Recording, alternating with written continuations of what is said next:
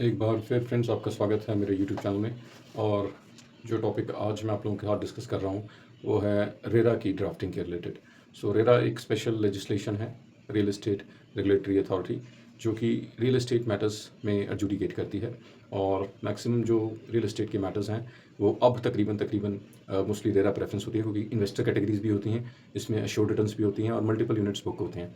सो consumer में maintainability का एक कंसर्न रहता है कि whether the unit was purchased for the personal gain और as an investment. So RERA में ऐसा कोई बार नहीं है। रेरा वेलकम्स इन्वेस्टर और ये रियल एस्टेट को रेगुलेट करने के लिए अथॉरिटी बनी है। सो इसमें जब हम ड्राफ्ट करते हैं या कंप्लेंट करते हैं, so maximum for both Punjab and Panchkula, इसमें पंजाब ऑनलाइन एक्सेप्ट करते हैं और उसके बाद जो हरियाणा है उसमें परफॉर्मा भी ऑनलाइन जनरेट होता है। और उसमें जब हम ड्राफ्टिंग में आते हैं तो ड्राफ्टिंग में आप देखेंगे जो 5 चीज़ें हैं जिनको मैं बहुत इंपॉर्टेंट मानता हूँ, जो आपने हर तरीके से अपने केस को तैयार करनी है। सबसे पहली होती है स्टेज 1, जहाँ पे आप डॉक्यूमेंट्स जो स्टार्ट होती हैं, जैसे आपकी कोई एप्लीकेशन फॉर्म है या ब्रोशर है कि आपको प्रॉमिस किया गया है, और आपकी कोई आवेदन है, एप्लीकेशन फॉर्म है, वहाँ से स्टेज से आप डे 1 से डे लास्ट तक हमने जाना है। सो एप्लीकेशन फॉर्म आ गया, आपका ब्रोशर आ गया, उसके बाद आपकी अलॉटमेंट कब हुई, अलॉटमेंट की लेटर आ गई, और most important is the builder buyer agreement. अगर बिल्डर बायर एग्रीमेंट नहीं है so then it is a concern.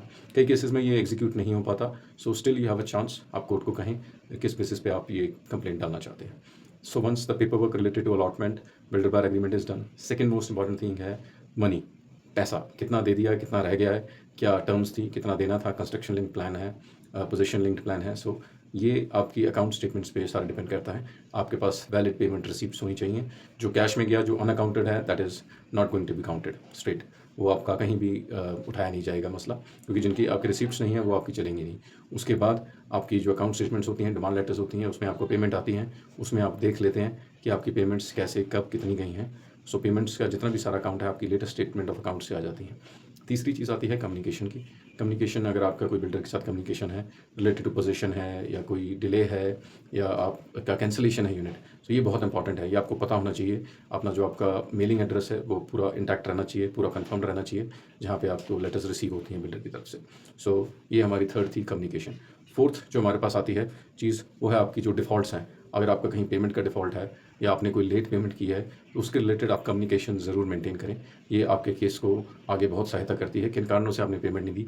अक्सर हम खुद ही रुक जाते हैं, कहते हैं कि कंस्ट्रक्शन नहीं हो रही सो हम पेमेंट नहीं देंगे। ऐसा नहीं करना चाहिए, आपको रिटर्न में पूरा जस्टिफाई करना चाहिए। अगर आप पेमेंट्स नहीं कर रहे हैं, राइट देम वेल, आप प्रॉपर कम्युनिकेशन दें कि जो आपका कंस्ट्रक्शन है वो टाइम के हिसाब से नहीं है, सो पेमेंट इज़ नॉट वारंटेड। ये आपके केस को जस्टिफाई करेगा। और मिसलेनियस जो 5वीं चीज़ होगी, वो मिसलेनियस कई चीज़ें होती हैं बिल्डर के बीच, आपका कुछ आपको एक्स्ट्रा पर्क्स दिए गए हैं, कोई सेटलमेंट है, वर्बल है, ओरल है, ये आपके केस को, अगर आपका कोई यूनिक कोई डिस्प्यूट है या कोई आपका कमी पेशी है, तो आप ये कोर्ट को प्लीड कर सकते हैं। सो बेसिकली इन 5 केंद्र बिंदुओं पे जो रेरा की ड्राफ्टिंग की जाती है for RERA Punjab and RERA Haryana. Hope आपको ये वीडियो समझ आई हो। मेरे चैनल को लाइक सब्सक्राइब जरूर कीजिएगा, और ऐसी वीडियोज़ आप लोगों के लिए बनाता रहूँगा। Thanks for watching. Thank you.